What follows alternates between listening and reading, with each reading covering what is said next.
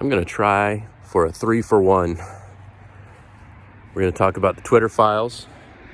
We're going to talk about art. We're going to talk about artificial intelligence. We're going to talk about the monkey brain. So, Sned, I'll do my best to put this in order of the way I watch the videos.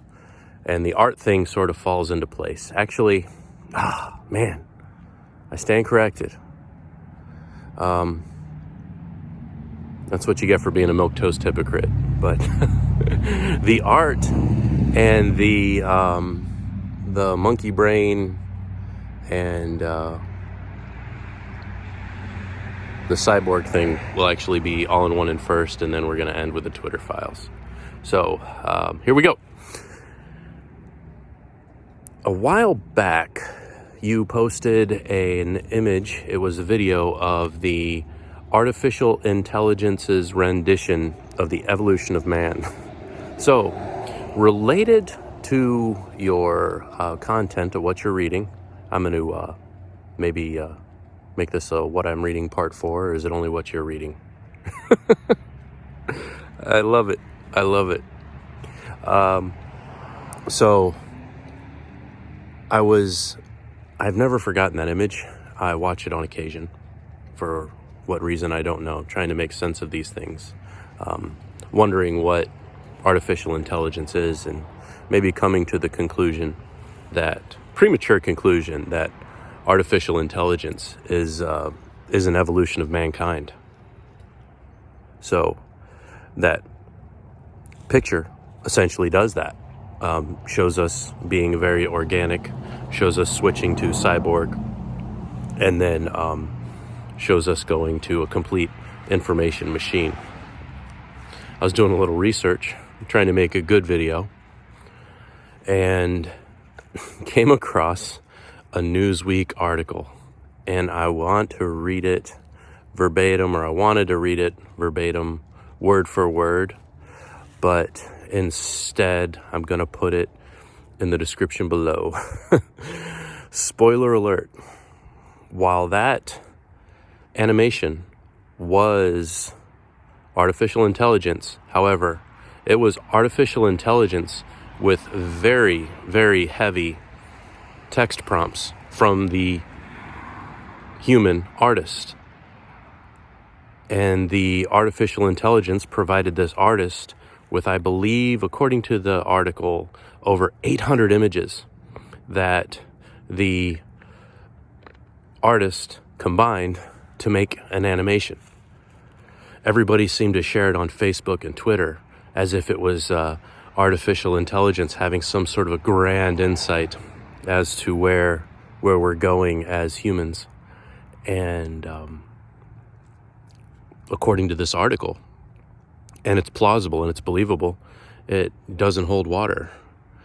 And your video earlier, Sned, link to Sned's video in the description below, hopefully.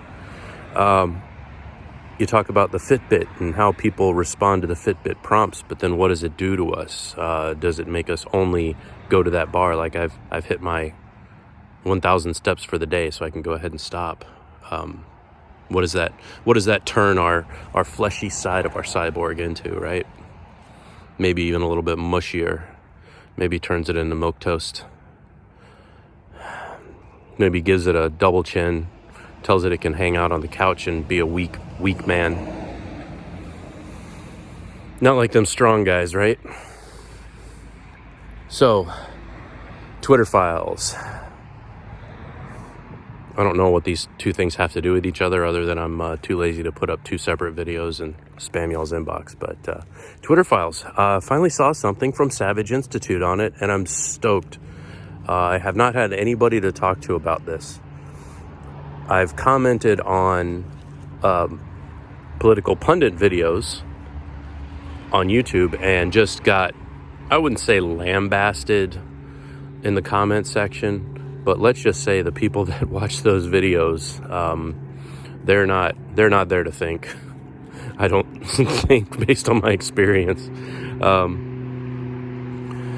What I see is it's still a it's still a developing story, and it's wonderful, and it makes me think and wonder, like, is this Elon Musk person, is he playing 4D chess with this thing?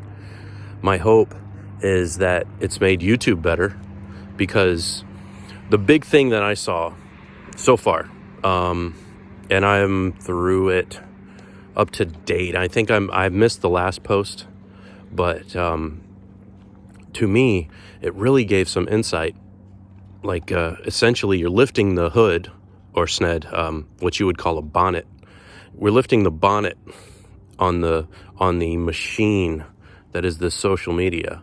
It showed the inner workings of how corporate people, actual individuals, can scale something up, scale something down. It shows how they program the algorithm, shows how they can scale up and scale down, and even terminate altogether, hashtags and keyword searches, and can disable and break links of keyword searches. And it's very interesting. Much like you, Savage, I had thought it was automatic. And there's portions of it, certainly. Once the programming inputs are in, then it kind of, they get to go on autopilot. And it's interesting to me, the conversations that the staff had regarding how they were going to handle certain situations. More interesting is the politicians saying, oh man, we got to keep these things in the news. We got to just keep whatever it takes to keep the Russian provocateurs to the head of the line. We got to show some evidence on this thing. We got to keep it up in the news just so they get their headline, is what I gathered from that. Now, in your video, you mentioned seeing if the conservatives are going to do something about that. It'll be interesting to see what they say. I believe that it really doesn't matter to them on that certain level. I believe they use talking points to retain their power for motives possibly noble, possibly evil. I don't know.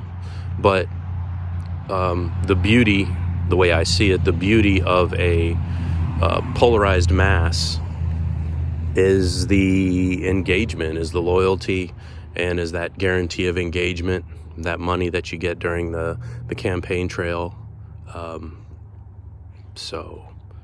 Well, we'll see. We'll see how it goes. I'm not trying to cock-ride Elon Musk here, but it'll be interesting to see if it evolves to the point to what he's suggesting, where he believes there needs to be a board to assist in managing and regulate the evolution and the development of artificial intelligence. Because I believe it was last week I caught Lex Friedman talking about it. For those of you who don't know, Lex Friedman is he's a podcaster, but he's also an extremely intelligent person, and is a artificial intelligence programmer. And he was talking about, I believe it was in regards to the Tesla updates, and they went from needing to have the system completely revamped, I think once a month or once every 2 months, to now here lately, the system is actually getting updated. I believe it's weekly, without the hardware portion of the system needing overhaul. So that's where we're at, man, according to him and according to what I heard. So I'm just glad to have y'all along with somebody to talk to on this journey. But regarding Drudge or whoever, like, oh, they called it. Well, why did they call it? Did they call it because they knew something stunk? Did they call it because a broken clock's right twice a day? It's in conclusion, it's interesting how I think if we were having this conversation, predicting this, and it were even just 20 years ago, which 20 years ago would be 2003, so I may have to go back a little bit further. We'll call it 30 years ago. If we were having this conversation, most likely we'd be sitting around a table in the nut house. I believe in England, Sned, you would call it the loony bin. All right. Catch y'all later.